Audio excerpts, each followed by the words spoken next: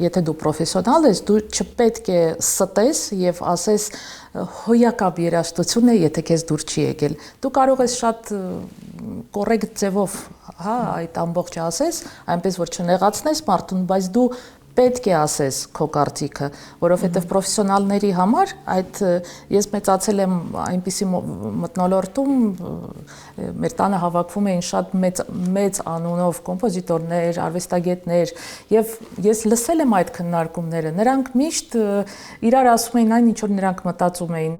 Իհարկե բոլոր ազգերը ունեն իրենց ոնց որ մենտալիտետը, որից ելնելով են նրանք ապրում եւ աշխատում։ Հիմա եթե համեմատենք ինձ համար իտալացիների հետ աշխատանքը, երբ որ աշխատում ես հայերի հետ, հայերը թվում են քեզ համար շվեյցարացի իտալացիների համեմատ, իսկ իտալացիները գերմանացիների համեմատ գերմանացիների հետ է ավելի հարմար աշխատել, որովհետև նրանց հետ ավելի ասածը արած է։ Ես այնպես չի, որ սիրահար եմ ռաբիս երաժշտության հասկանում եք, չէ՞ որ ինձանից շատ հեռու է, բայց ես հասկանում եմ մի բան, կա ինչ-որ բնակչության մի մաս, որը սիրում է այդ երաժշտությունը, իրավունք ունի սիրելու, բայց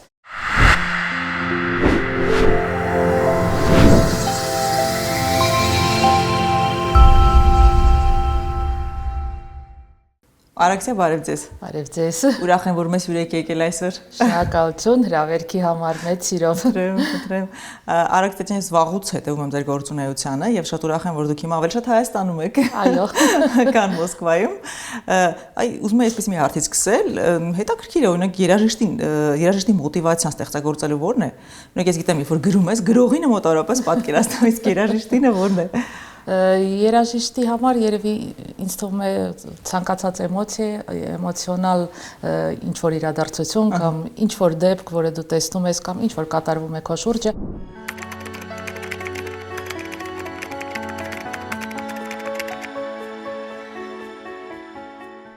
Մենք երևի նման ենք երաժիշտները, որ գրում է, որ ոչ թե կատարող է, այլ ստեղծողների մասին եմ խոսում, մենք ոնց որ ընդունիչ այսպիսի սարք լինենք, որը ընդբռնում է ամեն ինչ, ինչ որ կատարվում է մեր շուրջ։ Եվ ուղղակի երաժշտությունը գալիս է, մենք մեր մեջով անց ենք կացնում եւ գրանցում ենք։ Ոչ մի դրա մեջ հատուկ բաներ դրա համար ոչ մի բան չի արվում։ Ուղղակի դու կարող ես նստած լինել եւ գա, դու կարող ես ինչ որ բանով զբաղված լինել, երաժշտությունը գա, ուղղակի դու չես կարող առանց դրա ապրել։ Հասկանում եմ, չեք ասում։ Օրինակ մեր ժամանակները ինչ երաժշտություն են թելադրում, հետաքրքիր է։ Այսօր ինչ մտքեր են գալիս, ինչ էմոցիաներ, որոնք դուք վերածում եք երաժշտության եւ ներկայացնում եք հանրությանը։ Գիտեք, երաժշտության երանգներն են փոխվել։ Եթե մենք լսենք երաժշտությունը, որը ստեղծվել է 30-ական, 40-ական թվականներին, որը ամբողջ աշխարհի մասին եմ խոսում, հա, կային տենդենսներ, որոնք ինչ որ բաներ էին թելադրում եւ մարդկանց տրամադրությունը եւ էմոցիոնալ վիճակը ըստ դրա ստեղծում էր այդ երաժշտությունը։ Եթե մենք լսում ենք եւ նայում ենք հին կինոժապավենները, որտեղ հնչում է երաժշտություն, լսում ենք երաժշտություն, որը ստեղծված է այդ ժամանակաշրջանում, նա մեկ մեզ վիճակի մեջ է գցում եւ մենք ոնց որ այդ ժապավենի հետ կամ այդ երաժշտության հետ ապրում ենք այդ ժամանակահատվածը։ Երբ որ մենք լսում ենք օրինակի համար 70-ական թվականների երաժշտությունը, նամանավանդ հայկական երաժշտությունը, որը ստեղծել են մեր կոմպոզիտորները, նա շատ բաց, պայծառ զգացմունքով, որ ամեն ինչ դեռ առջևում է։ Իսկ վերջին երևի 80-ականների վերջից 90-ականներից փոխվեց այդ համաշխարհային տենդենսը երաժշտական, ավելի սկսվեց ոնց որ այսպիսի չեմ կարող բացատրել իմ զգացողությունը, բայց իմ մոտ տպավորություն է, որ բոլորը վազում են, ինչ որ բանից վախում են, իրենք չգիտեն վաղը ինչ է առջևում եւ ուզում են հասցնեն այսօր ամեն ինչ անել, եւ տագնապ է, եւ չգիտեմ, լարվածություն է երևի, որը եկել է երաժշտության մեջ էլ։ Ես դա լսում եմ ուղղակի երաժշտության մեջ։ Իսկ թե ցանկացած կտոր, որը դու գրում ես, ըստ տրամադրության կարող է տարբեր լինել, բայց միևնույն է լսելով եւ եթե գնանք տարբեր կոմպոզիտորների երաժշտություն լսենք, տարբեր իրենց ժամանակահատվածի գրած երաժշտությունը դու լսում ես, որ այս գրվել է վաղ իր շրջանում, այս գրվել է այս շրջանում, այսինքն ժամանակը իր ոնց որ հետքը թողում է երաժշտության վրա եւ ոչ միայն երաժշտության վրա, ամեն ինչի վրա։ Իսկ երաժշտության վրա դա ավելի մենք զգում ենք, որովհետև եթե մենք նայենք տենդենսներին, որը երաժշտական աշխարհում կատարվել է, եթե մենք նայենք նույն փոփ երաժշտությունը, հա, որովհետև կլասիկ երաժշտության մեջ դա անփոփոխ տրադիցիոն մենք գիտենք կանոններով գրված երաժշտություն, բայց միևնույն է նա էլ ունի իր տրամադրությունը։ Փոփ երաժշտության մեջ դա շատ վառ է երևում եւ մինչեւ 80-ականների վերջը մենք ունեինք երաժիշտներ ամբողջ աշխարհում, որոնք անձ էին եւ առաջին նոտան լսելուց մենք հասկանում էինք, որ սկսվեց երաժշտությունը, սա Մայքլ Ջեքսոնն է, սկսվեց սա Ստիվի Վանդերը է, սկսվեց սա, տարբեր Իսկ այսօրվա օրով ավելի ինդուստրիա է դարձել այդ երաժշտական ասպարեզը եւ նույնիսկ ես երաժիշտ լինելով շատ հաճախ չեմ հասկանում ով է երգում, ինչ է երգում, շատ նմանվել է, ոնց որ կա տենդենս այս ժանրում, այսպեսին ենք գրում, այս ժանրում։ Ոգեղենությունը կարծես կորած լինի։ Այ որ ասացիք, ես էլ հիմա զգացի, որ Օրինակ դուք կասեք ինչ որ տենց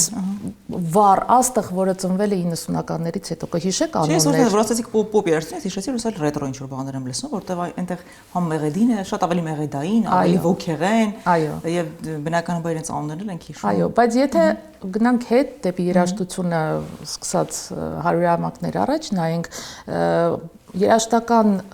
այդ ամբողջ երաժշտական պլաստի մեջ կային ժամանակընթացքներ, երբ որ համարյա այդպիսի մեծ գործեր մենք չի մնացել մեզ։ Այսինքն երևի այն ժամանակ էլ այդ ժամանակահատվածը ցիկլային անցել է, այո, ինչ որ մի բան ոնց որ պատրաստվում է, հետո բխում է, ինչ որ մի բան հետո իջնում է, այդ ժամանակ ոնց որ ոգեշնչվում է, հավաքվում է, հետո նորից բխում է։ Հուսով որ գալու է նաև այդ երաժիշտներով հարուստ ցիկլը, որտեղ կարծես դատարկ ցիկլը, մի տեսակ ոչ ոգեղեն, ոնց որ թե անցնում է արդեն։ Այո, ես էլ եմ մեծ հույսով, որ պորտկելու է, չի կարող երկար այսպիսի դատարկ, հա, դաշտ լինել։ Բայց ես մի նկատառում եմ ունեի, օրինակ որքանով ես հետևում եմ հայկական դաշտին, երաժշտական դաշտին ասեմ, այսօր դատարկություն չասեմ, բայց ինչ որ հետաքրքիր բաներ շատ քիչ են հանդիպում։ Բայց հանդիպում են։ Հա, հանդիպում է, բան չունեմ ասելու, բայց պետք է օբյեկտիվ լինենք, բայց շատ հանդիպում քիչ են։ է, ավելի մասսայական է, ավելի ոնց ասեմ, չեմ ուզում ասել անճաշակ, բայց օրինակ Ռաբիզը շատ ավելի մասսայական դիտումները միլիոնավոր են եւ դա շատ կարծիքով տխուր պատկեր է։ Ինչ անենք, որ այդ պատկերը մի փոքր փոխվի։ Որտեղ նույնիսկ հերոստատեսություն, որը ալիքը որ փոխում ես, Ռաբիզը մտել է նաև հերոստատեսություն։ Ես կարծում դա այնքան ողջունելի տենդենս չի ամենուր։ Գիտեք, դուք շատ խորքային հարց եք հիմա բարձրացնում, մեկ երևի նախադասությունով դժվար է այդ հարցին պատասխանել, դա խորքային հարց է, ինչու, որովհետև երբ որ օրինակի համար մենք ապրում էինք սովետական շրջանում, հա, կար իդեոլոգիա, կար տենդենսներ, որին հետևում էին, կան ստանդարտներ, որ չպետք է լինի սրանից վատ, եւ հերոստատեսությունը պատկանում էր պետական էր մեր հերոստատեսությունը եւ այդ տենդենսները մենք հերոստատեսության միջոցով տեսնում ենք եւ մեզ թելադրում էին այս լավ է, այս վատ է։ Վերջի շրջանում, երբ որ մենք անցանք արդեն շուկայական հարաբերությունների մեր երկրում, հերոստատեսությանը հետաքրքրում է ինչպես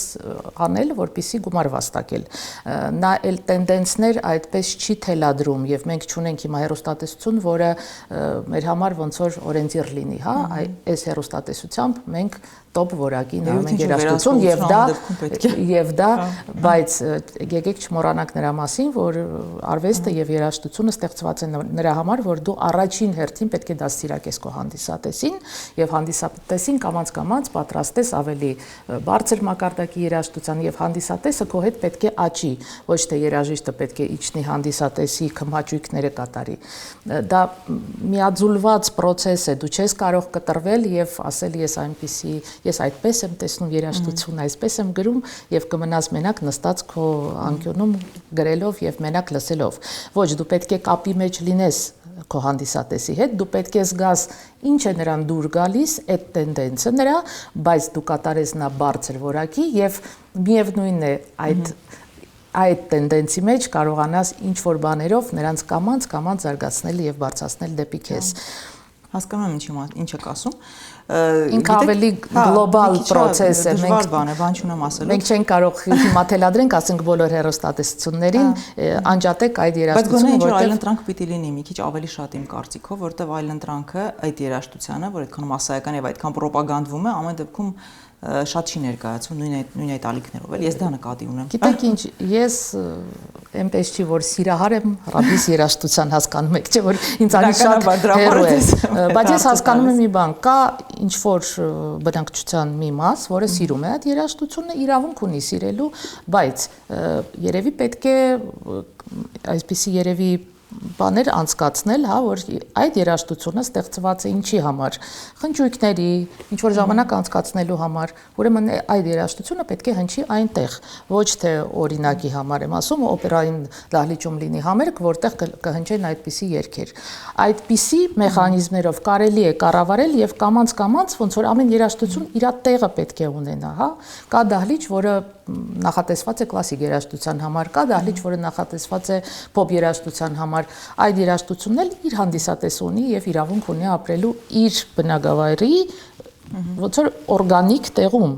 ոչ թե մենք հանենք դա հրապարակ։ Այդ երաժշտությունը կարելի է մի քիչ ավելի իմ կարծիքով ես երաժիշտ չեմ, բայց կարելի է մի քիչ ավելի որակով անել, նույն այդ բարեխանակները, բաները, կարելի է շատ ավելի հայկական, ավելի այո, եւ ամենակարևորը հիմնվելով հայկականի վրա։ Ես դա էլ հենց նկատի ունեի, այո։ Դու կարող ես ինչ որ էլեմենտներ տարբեր երաժշտություններից օգտագործել, բայց քո հիմքը պետք է լինի հայկական, որովհետեւ մեր իդենտիկացիան, հա, մենք մեզ զգում ենք հայ, երբ որ մենք գենետիկորեն մեր օրգանիզմը պատասխանում է մեր հայկական ռիթմերին, մեր հայկական մեղեդիներին, մենք չենք կարող ուրիշ ձև, եւ դա պետք է լինի հիմքը։ Ուրիշ բան է, որ դու կարող ես որպես ինչ որ գույներ օգտագործել ինչ որ էլեմենտներ եւ դա նորմալ է։ Այդ խնդիրը միայն Հայաստանում էլ չէ, օրինակ Հունաստանում էլ բանում իրենք այդ ազդեցությունը արևելյան մեղեդիների ամենտեղ է եւ կարծես գրավել է այդ ամբողջ տարածքը։ Այո, լսեք ֆրանսիական երաժշտությունը, այդ рэպերի մեջ արաբականը այնպես է ներծծվել, որ դու չես կարող արդեն մեկը մյուսից առանձնացնել, բայց դա չի նշանակում, որ մենք պետք է կորցնենք մեր բնական այն, ինչ որ մեզ բնորոշ է, եւ մենք պետք է ռոպագանդենք մերը, ամենակարևորն է։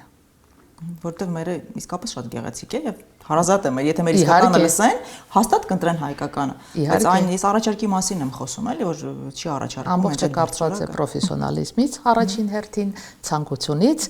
եւ դեպի ուր ես գնում, ինչ օրենտիր ունես։ Օրինակ իմ համար հաճախ ցավալի է, որ երբ ռուսները խոսում են հայկական երաժշտության մասին, իրենց պատկերացում ոչ միայն Ռուսաստանի, այլ ամբողջ այդ խորհրդային շրջանում իրենք պատկերացում են թե հայկական երաժշտությունը որ պրիմիտիվ մեղեդիներ են։ Ես չեմ ասում պրիմիտիվ, բայց ինչ որ Արմենիա մայա երգ կա, չէ՞, օրինակ ես չեմ ասում, բայց դա հայկական երաժշտություն չի, բայց հայկական երաժշտության մասին իրենց պատկերացումները այդ երգով է սահմանափակվում։ Վերջերս մի այդպիսի հիթել են էլի դուրս եկել եւ ոգեվորված այնտեղ բոլորը այնպիսի արձագանքում, որ ես ուղղակի կարդացի, ուղղակի սարսափեցի։ Դա այդ հերթական կարծրատիպային պատկերացումն է Հայաստանի եւ հայ երգի մասին, որ ինձ ինչ որտեղ վիրավորում է։ Դրա համար եմ ասում, որ մի քիչ առաջարկը պիտի շատ լինի։ Մենք ոչ թե պետք է մտածենք նրա մասին ինչ են անում նրանք, մենք պետք է մտածենք նրա մասին ինչ ենք անում մենք։ Իսկ ինչ ենք անում մենք, որպեսզի մենք մերը առաջ տանենք։ Շատ քիչ բան։ Շատ քիչ բան։ Եթե ամեն մարդ զբաղվի իր գործով եւ առաջի հերթին հասկանա, որ նա ինչ որ ստեղծագործում է, նա ինչ որ անում է, դա միևնույն է ի օգուտ Հայաստանի է,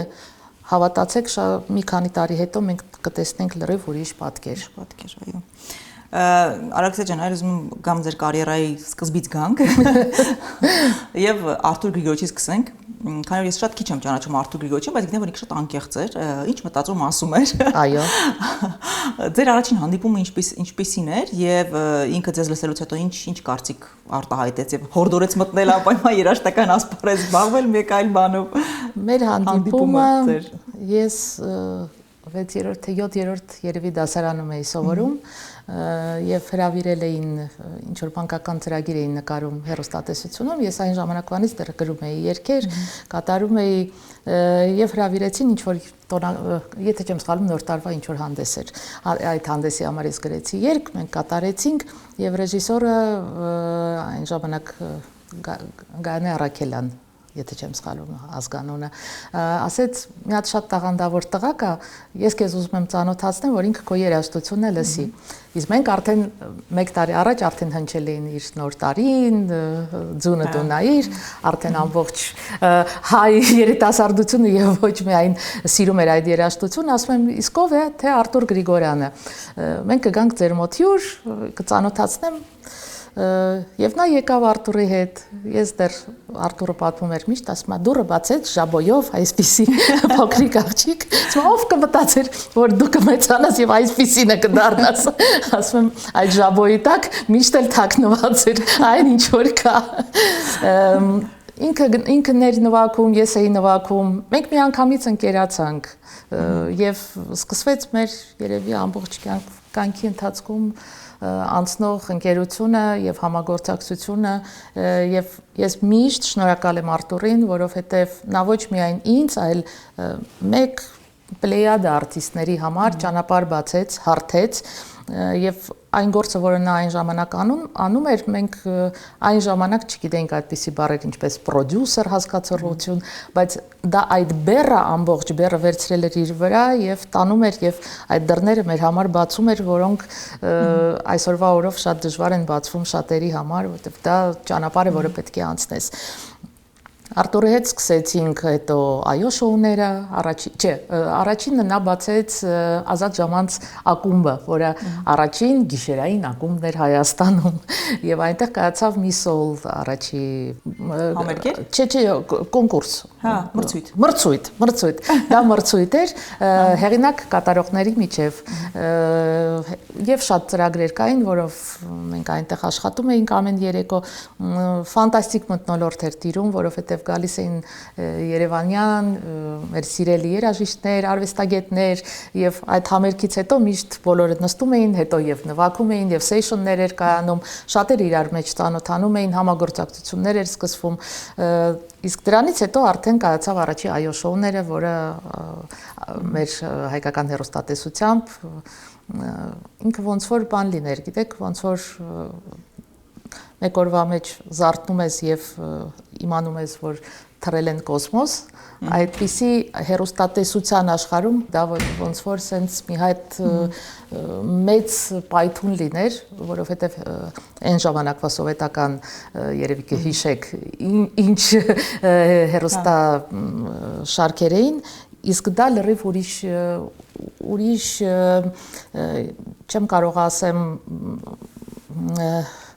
ուրիշ վիճակի եւ ուրիշ որակի ներկայացում էր, որը շատ հետաքրքիր էր։ Հա, այն ժամանակ մթնոլորտն էլ կարծես ուրիշ էր, ամեն ինչ սա ավելի իսկական էր թվում։ Ճիշտ է, 90-ականները հատկապես շատ դժվար էին Հայաստանի համար, բայց այդ ոգեղանությունը, այդ որ խոսում էինք քիչ առաջ,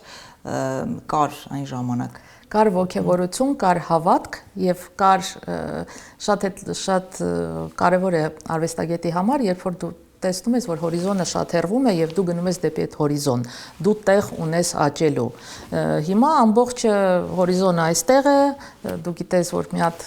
ոտքը դնում ես հորիզոնը անցնում ես եւ ոնց որ արվեստագետները մի քիչ կորած են այսօրվա օրով, բայց ինձ թվում է, որ այդ հորիզոնները ամեն մեկը իր համար պետք է միշտ հեռացնի եւ գնա դեպի այդ հորիզոնը, թե չէ եթե դու չունես նպատակ, դու չունես տեղ աճելու, դու դառնում ես անհետաքրքիր եւ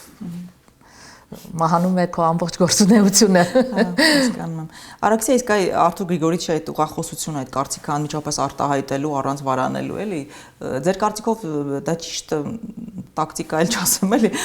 ճիշտ էր դա ձեր կարծիքով եւ արդյոք դա կարող էր ինչ-որ մեկին կոտրել եւ ձեր պարագայում ինքը միշտ էր անկեղծ։ Միշտ եղել է որ ուղղորդել է ինչ-որ ասել, սա մի երկի կամ այսպես երկի կամ այս ուղղությամբ գնա։ Գիտեք, երբ որ դու մարդուն հարգում ես որպես պրոֆեսիոնալ, ես միշտ հաճույքով լսում եմ պրոֆեսիոնալ մարդկանց կարծիքը եւ համարում եմ, որ եթե դու պրոֆեսիոնալ ես, դու չպետք է ստես եւ ասես հոյակապ երաժշտություն է, եթե քեզ դուր չի եկել։ Դու կարող ես շատ կոռեկտ ձևով, հա, այդ ամբողջը ասես, այնպես որ չնեղացնես մարդուն, բայց դու պետք է ասես քո կարծիքը, որովհետև պրոֆեսիոնալների համար այդ ես մեծացել եմ այնպիսի մթնոլորտում, մեր տանը հավաքվում էին շատ մեծ անունով կոմպոզիտորներ, արվեստագետներ, եւ ես լսել եմ այդ քննարկումները։ Նրանք միշտ իրար ասում էին այն, ինչ որ նրանք մտածում էին։ Նրանք ասում էին մեկ-մեկ հումորով, մեկ-մեկ իրար այսպես բանանելով, բայց երբեք մեկը մյուսից չէր նեղանում, որովհետև ամեն մեկը ուներ իր պրոֆեսիոնալ կարծիքը եւ դրա մեջ ոչ մի վատ բան չկա եւ այսօրվա օրով շատերը խուսափում են օրինակ երբ որ իրենց արվեստի կամ ինչ որ մի երգի կամ ինչ որ ստեղծագործության հանդեպ մեկը ինչ որ բան է ասում, որը նրանց դուր չի գալի եւ նրանք համամիտ չեն, նրանք վիրավորվում են։ Ինչու եք վիրավորվում։ Դա կարծիք է։ Բայց ուրիշ հարց է, որ այդ ասողներն էլ պետք է պրոֆեսիոնալ լինեն եւ դուք պետք է հարգեք միմյանց։ Այո, իսկ երբ որ դու ոչինչ չես արել, դու ոչինչ չես ստեղծել եւ միայն ասում ես դե էս ինչ է արել եւ սկսում ես քննադատել, դա այդ դեպքում սխալ է։ Հետաքրքիր է, որ այս մասին նաև Մհեր Մկրտչյանի հետ էինք խոսում մի քանի հաղորդում առաջ։ Հետաքրքիր էր ասում, որ հիմա ժամանակները փոխվել են, կարծես ճշմարտություն ասելը մոդայիկ չի, բայց այն ժամանակ, երբ որ օրինակ Ալբերտ Մկրտչյանն էր ֆիլմեր նկարում, իրանք բոլորը իրար ասում էին, ինչ մտածում էին։ Եվ անպայման իր ֆիլմերի պրեմիերային այդ նույն ասողը հաստատ լինելու էր, այնպես որ այնպես չի որ եթե ճշմարտությունը ասեց, ուրեմն իրեն չեն հրավիրելու, չէ, չկար։ Գիտեք, ամբողջ աշխարհում շատ ընդունված բաներ է brainstorming-ները, հա, երբ որ հավաքվում են մարդիկ եւ ինչ որ մի գաղափարի շուրջ սկսում են քննարկումներ եւ այդ քննարկման մեջ, երբ որ բոլորի կարծիքը տարբեր է, ծնվում է ինչ որ բան, դու հասկանում ես, դու պետք է լսես այդ կարծիքները, դու չես կարող միշտ ճիշտ լինես։ Բոլոր մարդիկ մարդ են եւ բոլորը սխալվում են։ Դու ինչ որ մի բան լավ ես ստեղծում, մյուսը այդքան էլ հաջող չի լինում, դու ինքդ էլ գիտես, որ դա այս մեկը գնահատանքի արժանի է, իսկ այս ավելի թույլ ստեղծագործություն է եւ ոչ մի վատ բան դրա մեջ չկա, պետք է պարզ լինել, պարզ ասել, բայց դու պետք է տեղ ունենաս դա ասելու,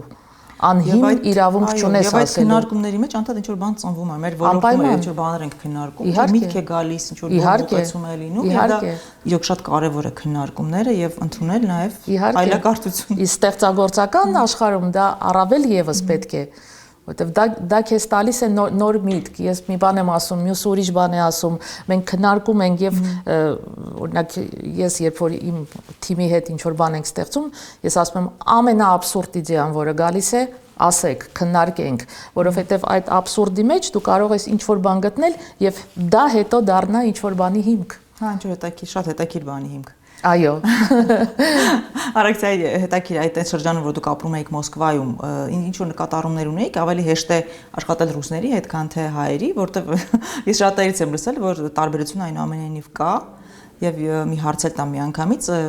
օրինակ հայ լինելը այնտեղ ինչ էր խանգարում էր, օգնում էր, որ դեպքում էր խանգարում, որ դեպքում էր օգնում, ինչ կարող եք այդ այլերի մասին։ Վերջից կամ ես երբ որ տեղափոխվեցի Մոսկվա, դա 90-ական 90-91 թվականներ եւ դա դեռ սովետական միություն էր։ Ես ուղղակի քաղաք եմ այն ժամանակ փոխել, ես երկիր չեմ փոխել, այսպես ասեմ, եւ ես գտնվում էի նույն դաշտում, որտեղ խոսում էինք նույն լեզվով եւ ոչ մի այդքան տարվա մեջ, որ ես այնտեղ ապրել եմ, երբեք չի եղել ինչ որ վարքյան, երբ որ ես զգացել եմ, որ ես հայ եմ դրա համար, իսկ սա ուրիշ ազգ է, չի եղել այդպիսի բաներ, որտեվ ես շփվել եմ եւ աշխատել եմ նորմալ պրոֆեսիոնալների հետ, շփվել եմ, աշխատել եմ, ունեցել եմ շատ հետաքրքիր շուրջս մարդիկ, որոնք ոչ միայն ռուս էին, այլ ամբողջ սովետական, փլված սովետական արդեն միությունից եկած տաղանդավոր մարդիկ էին, որոնց հետաքրքիր էր։ Իսկ այդ շրջանի Մոսկվայում Մոսկվան տալիս էր հնարավորություն արագ զարգանալու եւ հետաքրքիր պրոյեկտներ իրականացնելու համար։ Հետո երբ որ ինձ դարձավ անհետաքրքիր, ես ուղղակի մենք ստեղծեցինք իմ գործընկերոջ հետ Հասմիկի հետ Չախմախչյան պրոյեկտ գրեցինք crossover օպերա եւ գնացինք Իտալիայում նույն գործողությունները անելու եւ իհարկե բոլոր ազգերը ունեն իրենց ոնց որ մենտալիտետը, որից ելնելով են նրանք ապրում եւ աշխատում։ Հիմա եթե համեմատենք ինձ համար իտալացիների հետ աշխատանքը, երբ որ աշխատում ես հայերի հետ, հայերը թվում են քեզ համար շվեյցարացի իտալացիների համեմատ, իսկ իտալացիները գերմանացիների համեմատ գերմանացիների հետ է ավելի հարմար աշխատել, որովհետև նրանց հետ ավելի ասած արած է ժամանակին եւ դրա համար ամեն ռեգիոն ունի իր սպეციფიկ, եթե դու աշխատում ես տարբեր երկրների հետ, դու արդեն ուշադրություն դրա վրա չես դարձնում։ Դու ուղղակի գիտես, որ այստեղ այսպես է, իսկ այստեղ այսպես է։ Դրա համար տարբերություն դնել սխալ է։ Տարբերությունը պետք է դնես պրոֆեսիոնալների, ընտրես պրոֆեսիոնալ, որի հետ հարմար է աշխատել։ Ձեր մեջ անալիզ արել եք, ասենք, որ երկիրը ձեզ ինչ տվեց, այդ փուլը ձեզ ինչ է տվել մասնագիտական առումով։ Անպայման, իհարկե, ամեն երկիր, եթե դու նույնիսկ 1 ամիս, 2 ամիս ես այնտեղ լինում աշխատում, այնպիսի փորձ ես ձեռք բերում, որովհետև ամեն տեղական, production-ը ունի իր սպეციფიկ ինչ-որ բաները, որ դու Պարզ է, եթե դու ունես ցանկություն դա սովորելու եւ նայելու, ես հիմա խոսում եմ այդ բաների մասին, իսկ իմ մոտ ցանկությունը սովորել ամեն օր, ես ամեն օր ինչ-որ նոր նամանավանդ հիմա, երբ որ տեխնոլոգիաները այսպես առաջ են գնացել, ես ամեն օր ուսումնասիրում եմ, հետաքրքրվում եմ, ինձ շատ հետաքրքիր է հասկանալ, որ ուղղությամբ է զարգանում երաժշտական ինդուստրիան, որտեղ այսօրվա օրով AI-ը այնպես է մտել երաժշտության մեջ, ոլորտը ոնց որ գրաված լինի, բայց բոլոր դեպքերում դու հասկանում ես մի բան, որ դա գործիք է եւ մարդիկ պետք է վերաբերվեն AI-ին որպես գործիք, այլ ոչ թե դնեն եւ մարդուն փոխարինի AI-ով։ Նա չի փոխարինի, նա ի վիճակի չի ստեղծել, որտեվ գիտեք, մի հատ բան ասում են, երբ որ գենիալնի բանի մասին ես խոսում, հա, այդ խոսում է ոչ ստանդարտ մտածելակերպի եւ ոչ ստանդարտ լուծումի մասին։ Իսկ AI-ը բոլոր դեպքերում ինքը ստանդարտների մեջ է լուծում, այսինքն ինքը ունի ծրագրավորված ինչ-որ բաներ, որում նա շարժվում է։ Եվ նա շատ օգուտ է, օրինակ որպես գործիք, շատ հարցերում նա շատ օգտակար է, բայց նա չպետք է դառնա քո ոնց որ ինքը քեզ թելադրի ինչ անել։ Արաքսիայի որ գնացիք Մոսկվա, այդ հետաքրքիր զգացողություն չէ, մեգապոլիսում ապրելու զգացողություն, մի ձևի ուրիշ ձևի ազատության զգացողություն է։ Արդյոք դա միայն կապված էր Մոսկվա տեղափոխվել ստեղծագործական պլանների հետ, թե այդ ազատությունն էր ձեզ պետք գնալու ապրելու մեգապոլիսում եւ մի քիչ այդ փոքր սահմանները, որ կան Հայաստանում, ջարդելու մշակութային առումով։ Գիտեք, երբ որ ես տեղափոխվում էի, երբ որ ես գնացի այդ ժամանակահատվածի ընթացքում, շատ հետաքրքիր էր, որ մինչ այդ Հայաստանի երաժշտական կյանքը ավելի հետաքրքիր էր, ավելի լայնածավալ էր, ավելի զարգացած էր, քան թե ռուսական շուկան, որտեղ ես հայտնվեցի, բայց Ռուսաստանի այդ ժամանակահատվածում նա տեխնոլոգիական սկսեց զարգանալ եւ իհարկե մեգապոլիսը իր կանոնները ունի ապրելու, դու ունես մեծ տարածք, դու ունես ավելի հնարավորությունները այդ առումով են մեծ, շուկայի առումով են մեծ, բայց երաժշտական առումով ես չեմ կարող ասել, որ մեգապոլիսում ստեղծած ստեղծագործությունը ավելի լավ է, քան թե փոքրիկ ինչ որ գյուղում ստեղծած երաժշտությունը, դա կապ չունի դրա հետ։ Ես նկատի ունեմ ինչ որ սահմանների մասին, ամեն դեպքում Հայաստանում ամեն ինչ որ սահմաններ կան, չէ՞ որ սա այսպես պետք է լինի, այսպես պետք է անես, կան ինչ որ կանոններ, իսկ այնտեղ երբ որ դու դրսում ես, մի ձևի ավելի ազատ ես, էլի, դուրս գալու այդ ամեն ինչից։ Բախտ եմ ունեցել մեծանալ այնպիսի ընտանիքում, որ ինձ վստահել են եւ տվել են միշտ ազատություն, եւ դրա համար ես ազատության այդ պակասը երբեք չեմ ունեցել, միշտ ապրել եմ այնպես, ինչպես համարել եմ հիմնվելով այն ներքին բաների վրա, որոնք իմ մեջ դրված են, ինձ երբեք չեն արգելել գնալ այստեղ, անել այս, միշտ իմ կարծիքը կարևոր է եղել իմ ծնողներիս համար եւ նրանք իմացել են, որ ես միևնույնն է կանեմ այն, ինչ որ ես ուզում եմ, դրա համար իմ դեմը առնել բարդ է, դրա համար այդ ազատությունը, չգիտեմ, երևի ինչ որ մեկին տալիս է ուրիշ տեղ գնալ ազատություն, բայց իմ համար դա ուղղակի այդ շրջանի աշխատանքի հետ էր կապված։ Եթե այդ շրջանում չլիներ այն առաջարկը, որ ես ստացա ձայնագրվելու եւ ուղղակի դա ստացվեց, ես այնպես չէր, որ որոշել եմ, վեր կացել եմ եւ գնացել եմ։ Ես գիտեմ, որ ձեր հայրիկը ճարտարապետ է եղել, իսկ ինքը չէր որ դրում զբաղվել ճարտարապետությամբ։ Ես 3 տարեկանում եմ, 2.5 եմ եղել, երբ որ մոտեցել եմ դաշնամուրին, սկսել եմ նվագել եւ իմ ճանապարհը ես արդեն ընտրած եմ եղել։ Դրա համար շուտ եք կողմնորոշվել։ Շատ շուտ եմ կողմնորոշվել, իսկ դա շատ կարևոր բան է ի դեպ։ Ես շատ շնորհակալ եմ ծնողներիս, նամանավանդ հայրիկիս, որը միշտ շատ հասկանալով եմ մտածել ինձ, հասկանալով որ ես ստանդարտ երեխա չեմ, ստանդարտ երևույթ չեմ, միշտ կանոններից դուրս եմ, երբ որ ինձ ասում են, այս սա չի կարելի անել, ես ասում եմ ինչու, բացատրեք, ես լսում եմ բացատրությունները, դա ասում եմ, ես կանեմ այսպես։ Բայց միևնույնն է, ես միշտ այդ կարծիքը եւ հայրիկս էլ ինձ երբ որ մի բան ես խորհուրդ էի հարցնում, այսպես է պետք թե ինչ որ որոշում պետք է կայացնեմ, նա գիտեր որ ինձ ասել այսպես չանես կամ այսպես արա անիմաստ է, այո, եւ նա միշտ ասում էր, գիտես կարելի այսպես անել, այսպես, ես կանեի այսպես, եւ դա իմ համար ամենամեծ օրենսիրն էր, որովհետեւ ամենակարևորը իմ համար դա էր միշտ։ Այ Արաքսիա հրաշալի է որ դուք նաև ստեղծագործում եք եւ յուրաքանչյուր ստեղծագործողի կյանքում կամ երգ որ ոնց որ շատ խիստ անձնական է եւ ինչ որտեղ նույնիսկ տողատակերում եթե ոչ բացահայտ պատմում է անպայման իր մասին ձեր ստեղծագործական կյանքում այդպիսի երգ գրվել է թե դեռ պլանավորում եք երբեք գիտեք չեմ մտածել դրա մասին մեծ մասամբ երբ որ ես գրում եմ երաժշտությունը ինքը գալիս է, դրա համար ես չեմ կառավարում այդ process-ը, որ նա գալուց պետք է գրվի իմ մասին։ Հա, չէ, ձեր ապրումների, չգիտեմ, ինչ որ փուլ է եղել, որ անպայման դուք ցանկացել եք արտահայտվել, հենց երաժշտության միջոցով։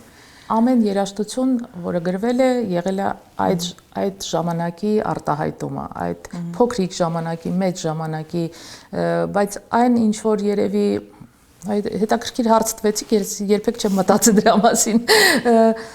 Երևի այնինչ իմ համար կարևոր է այդ ամեն օպերան է, որովհետև այդ պրոյեկտի մեջ, այդ երաժշտության մեջ շատ մեծ էմոցիոնալ բան է դրվել, չնայած շատ արագ եմ գրել, ամբողջ օպերան մոտավորապես 1.5 ամսում եմ գրել, դա չի հարց, ուզում եմ ասեմ, այդ տառապանքի մեջ չի ծնվել, ուղղակի այդ էմոցիոնալ բան ինչը մեջ է դրվել է, քանի որ մեր հայ ազգի պատմության մասին է, այդ ճանապարհի մասին է, որը անցել է հայ ազգը, ոնց որ ես այդ օպերայի մեջով ապրել եմ այն, ինչ որ իմ մեջ եղել է ինֆորմացիա եւ գենետիկ ինֆորմացիա եւ ապրումներ, որը անցել է մեր ազգը այդ ամեն ինչի միջով, ուր է եկել եւ ես հավատում եմ եւ ուզում եմ տեսնեմ եւ մեծ հավատք ունեմ, որ մենք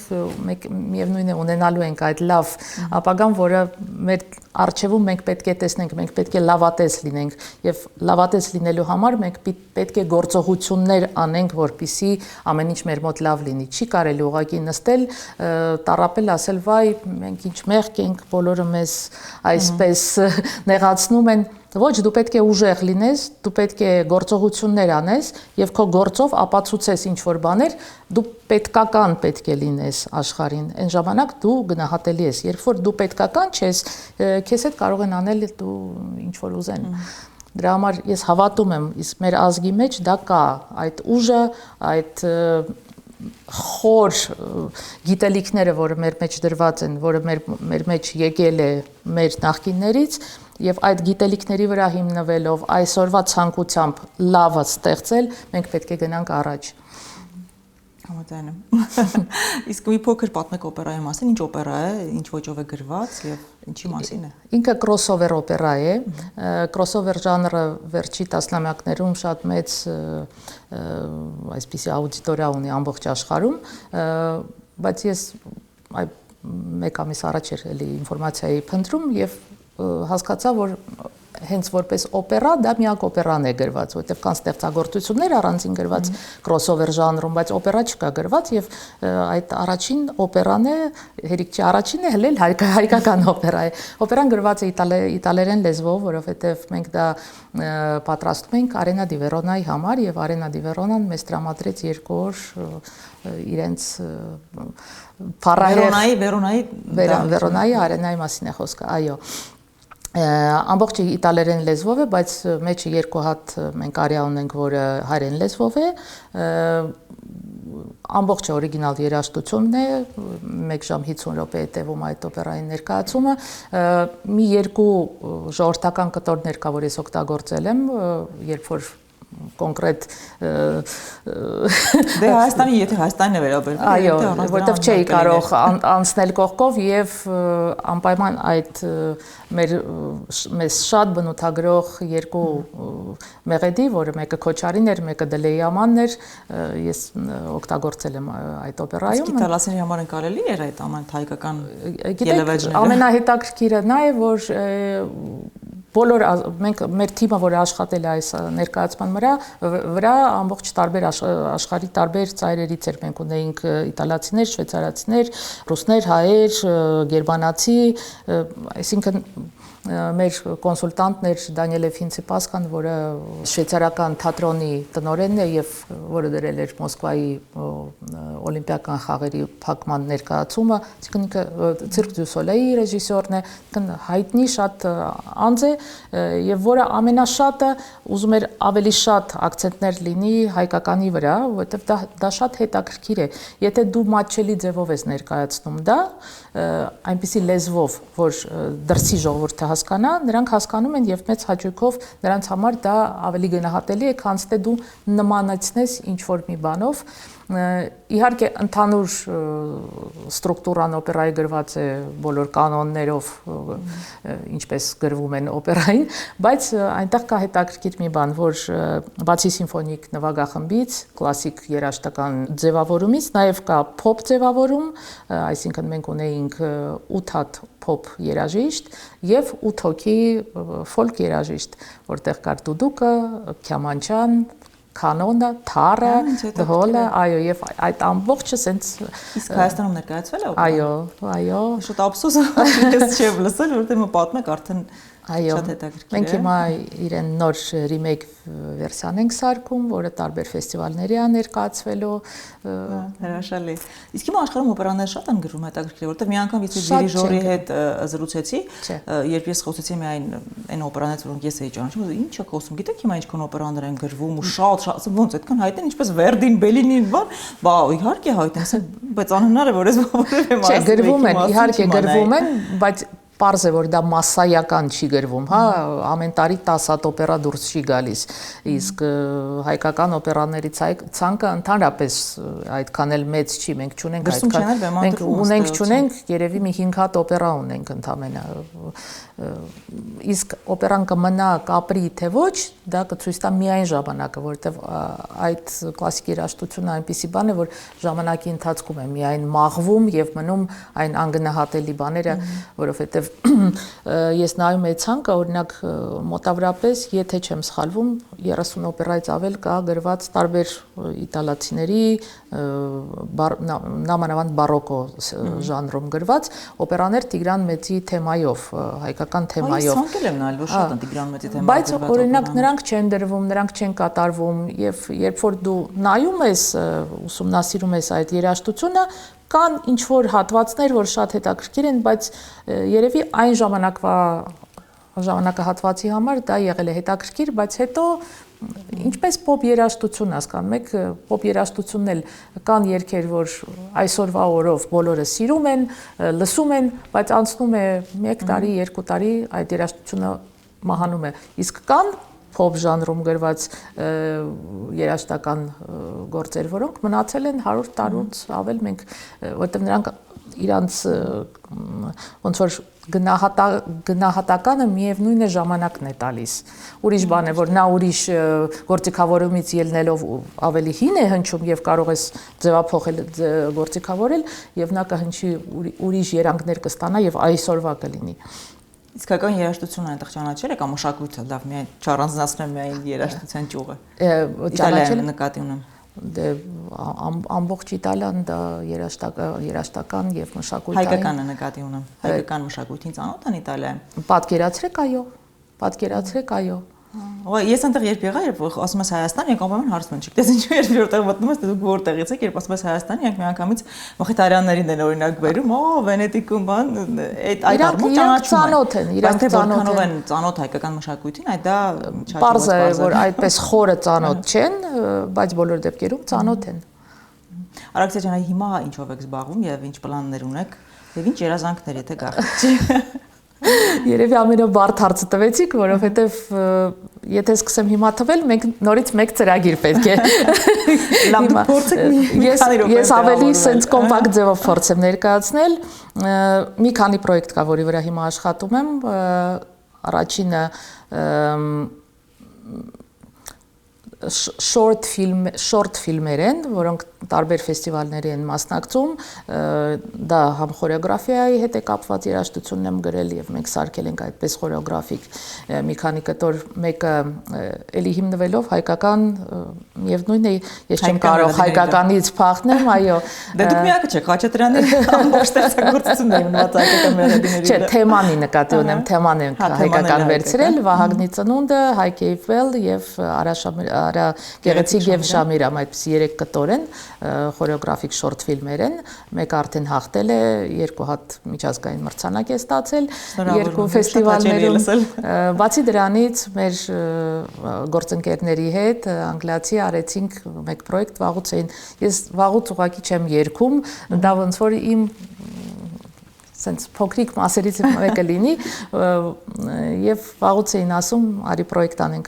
անենք եւ վերջապես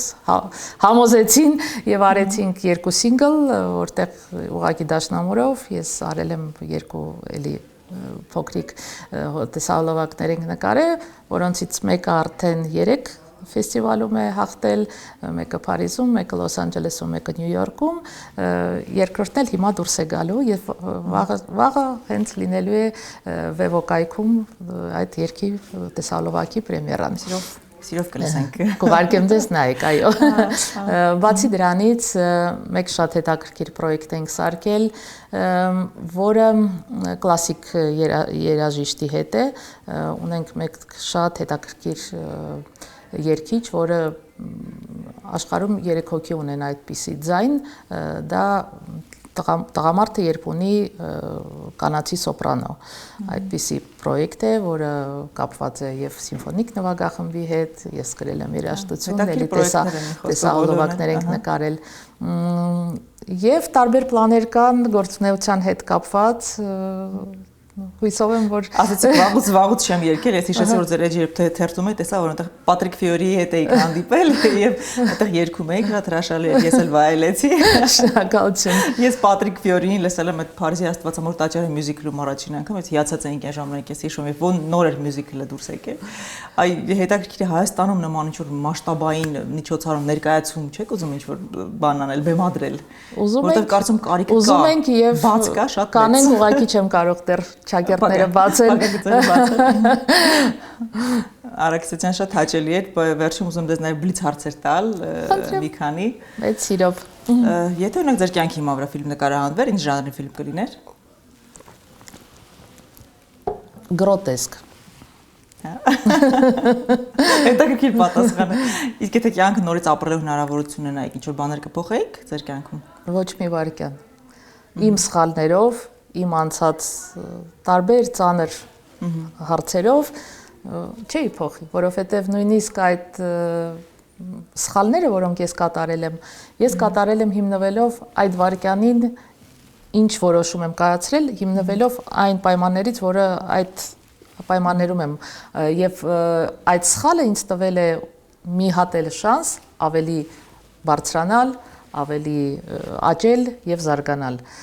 Եվ առանց այդ սխալների դու առաջ չես գնում։ Դու պետք է սխալվես, դու պետք է ընկնես, կարևոր է ոչ թե քո ընկնել, այլ կարևոր է ինչպես ես բարձրանում։ Արաքսիան, չգիտեմ ինչու, վերջերս ինձ մոտ երաժիշտները քիչ են հյուր լինում, դրա համար հենց հիմա ձեր համար մի հատ բլից հարց եմ խորին։ Խնդրեմ։ Հայաստանի մասին հորինված 3 ամենակարևոր մեղեդիները կամ մեղեդիներ, որոնք ասոցիացում են Հայաստանի հետ, երբ լսում եք, այ սա իմ երկրի մասին է, 3-ը։ Կարևոր չի կարող լինել ժողովրդական, կոմպոզիտորական խոսքով։ Դե իմ համար անգնահատելի է Եկմալյանի պատարակը, դա ես համարում եմ գլուխ գործոցներից մեկը երաժշտական։ Չեմ կարող չնշել Կոմիտասին, որը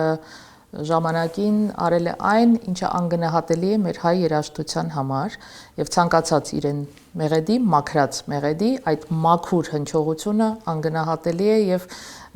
ես նույնիսկ ասում եմ իմ մարմինս փշակաղվում է, որովհետեւ դա իսկապես այն մաքրությունն է եւ այդ դա մենք ենք եւ մենք պետք է հիմնվենք այդ երաժշտության վրա։ Երրորդը երևի Խաչատուրանի ադաժիոն է, որը իմ մեջ ամբողջը,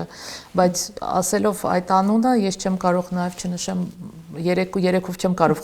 սահմանափակվել, որովհետև կա պլեյադա կոմպոզիտորների, որոնց համար ես համարում եմ, որ շատերը նրանցից այդպես էլ չեն փայլել, ինչպես պետք է փայլեին, բայց բոլոր դեպքերում դա Բաբաջանյան, դա Հարությունյան, դա Միրզոյան, դա Սարյան, դա Խուդոյան, դա Տերտերյան եւ այդ ժամանակ Էդուարդ Հովանիսյան, այդ ժամանակահատվածքի կոմպոզիտորները Ռոբերտ Ամիրխանյան, նրանք մեծ բան են թողել մեր ազգի համար, որը անգնահատելի է։ Եվ մենք պետք է սովորենք սիրել եւ գնահատել այն, ինչ ունենք։ Եվ շատ ես ներկայացնել մեր թատրոնի, օպերային թատրոնի, մյուս թատրոնների Այո, մենք միշտ հայերը միշտ ամանչում են իրենց մասին խոսել լավի մասին։ Ոչ, դու պետք է խոսես դրա մասին, դու պետք է խոսես, որ սա մերն է եւ դա լավն է, դու պետք է վստահ լինես, որ այն ինչ որ դու ասում ես, դա կարեւոր է։ Այո, նույնիսկ ինչ բնավորության գծեր ունեն հայերը, որ իրենց օգնում է եւ բնավորության գից որ խանգարում է մեզ։ Խանգարող շատ բաներ կան։ Օգնողը երևի դա մեր այն բոլորի հոգում կա այդ հասկացողությունը, որ դու հայ ես եւ այդ քոքը մեզ պինդ պահում է եւ չի թողում մենք տարբեր երկրներում, տարբեր տեղերում գտնվելուց մենք կարողանում ենք մեզ հավաքել եւ միևնույնն է շուրջը ստեղծել ինչ որ բաներ, նայեք ինչ քանակությամբ հայեր են սփռված ամբողջ աշխարհով եւ բոլորը իրենց ասպարեզում թող դա փոքր ասպարեզ լինի, թող փոքր գործ լինի կամ մեծ գործ լինի կապ չունի, բոլորը ուզում են ինչ որ բան ստեղծած լինեն։ Դա այդ մեզ պահող բանն է, ինձ թվում է եւ ինձ թվում է բոլոր հայերը պետք է կարևորեցնեն եւ իրենց հարց տան մենք ով ենք, ինչ ենք մենք, ցանկացած հայ եթե հարց տաս դու ով ես, հայ հասկացողությունը ինչ է, նկարագրի, ես կարծում եմ որ շատերը չեն կարողանա նկարագրեն դա ինչ է։ Իսկ մենք պետք է դա շատ լավ իմանանք, մենք ով ենք, որտեղից ենք եկել եւ ուր ենք գնում։ Դա մեր ճանապարհն է, որը մենք պետք է հստակ իմանանք եւ այդ ճանապարհով շարժվենք եւ չշեղվենք։ Իսկ խանգարող բաները շատ են։ Մենք ունենք մենք կաշկանդվում ենք շատ բաների, ընդհանուր հայի կերպարն եմ հիմա ասում։ Մենք ունենք ամոթ հասկացողություն, որը մեզ շատ տեղերում խանգարում է, որովհետեւ այսօրվա օրով քեզ կարող է ուղղակի քո վրայով անցնեն գնան, իսկ դու քո ներքին աշխարհը քեզ թույլ չի տալիս ինչ որ բաներ ամոթից ելնելով, հասկացողություններից, այո, եւ ինձ թվում է ցանկը երկար կարելի է շարունակել, բայց մենք ավելի լավ կենտրոնանանք նրա մասին, ով ենք մենք, ինչ ենք մենք եւ ուր ենք գնում։ Իսկ ինչ ասել ես համար գեղեցկություն հայկական ձևով։ Գեղեցկությունը դա ներքին գեղեցկություն է։ Եթե մարդը լիքն է, այդ ամբողջը մենք տեսնում ենք նրա կերպարի մեջ։ Մեկ բաներ եմ թերթում հետաքրքիր հարցազրույցներ եւ մեկին հարց տվեցին, ասեցին իսկ կնկարագրեք կնոջ գեղեցկությունը, ասեց կինը կնոջ գեղեցկությունը այն ինչով նա ծնվել է, մենք տեսնում ենք մինչև 20-25 տարեկան, իսկ ով է նա ներքին, մենք տեսնում ենք 25-ից հետո եւ իսկապես այդ ներքին աշխարհը մենք ամբողջովին տեսնում ենք մարդու կերպարի մեջ։ Եվ մարդ պետք է ներքուց լինի գեղեցիկ։ Իսկ դիմագծերը մեկի մոտ քիթ այսպես է, մեկի մոտ այնպես է, մարդը գեղեցիկ է իր էությամբ։ Եվ վերջո այդ էության գեղեցկությունը ավեմա երևում է նաև արտաքինի մեջ, աչքերում, հայացքի մեջ։ Անպայման, կան մի շարք փայլուն դերասաններ, որոնց մենք շատ սիրում ենք, բայց որոնք ոչ մի հատ ճիշտ դիմագիծ չունեն։ Եվ նրանք փայլուն եւ դերասան են, եւ անձնավորություն են, եւ հմայիչ են։ Արաքսիա, երբ ասում եք Հայաստան 2030, ինչ եք պատկերացնում կամ ինչ եք ուզում տեսնել։ Ինչ եմ ուզում տեսնել երևի։ Ես ուզում եմ տեսնեմ, որ ես ունեմ պետություն, որով ես հպարտանում եմ, որը ամբողջովին մտածում է նրա մասին, ինչպես անել, որպեսզի հայ աշխարհը լինի միաձուլված, միավորված, ունենա հնարավորություն այն մեծ խորը եւ գիտելիքները օգտագործի, որովհետեւ ամեն ինչի հիմքում դրված է կրթությունը, գիտությունը, եթե մենք չենք զարգացնում գիտություն, կրթություն, մշակույթ, մենք ով ենք, ամենակարևոր բաներն են, ինչի վրա մենք պետք է հիմնվենք։ Ես ուզում եմ տեսնամ 30 թվականում պետություն, որտեղ ապրում են մարդիկ, որոնք ունեն հնարավորություն իրենց երկրի համար աշխատել, լավ կյանքով ապրել, հա, դա վատ բան չի, պետք չի ասել, որ մեզ ոչինչ պետք չի, դրա համար էլ ոչինչ չունենք։ Այո, մեզ պետք է, որ մենք ունենանք շատ լավ հնարավորություններ մարդկանց տալ հնարավորություն, որ իրենք զարգանան, կրթվեն, բայց ամեն ինչը կախված է նրանից, ինչպես կառուցված կլինի այդ մոդելը։ Եթե մենք գրագետ եւ բոլորս ինչ որ մի բանով օգտակար լինենք այս պետությանը, մենք կունենանք այն Հայաստանը, որի մասին մենք երազում ենք։ Աստված տա։ Շնորհակալ եմ Արաքսիա ջան, որ մեզ հյուրեր եկաք։ Ձեզ եմ շնորհակալ։ Եվ հաջողություն ձեր բոլոր նախաձեռնություններին։ Շնորհակալություն։